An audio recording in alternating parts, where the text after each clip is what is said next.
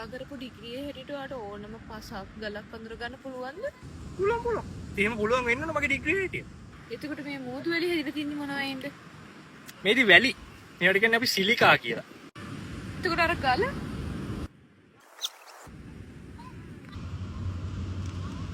මේ නම් කිරිමැටි වගේ.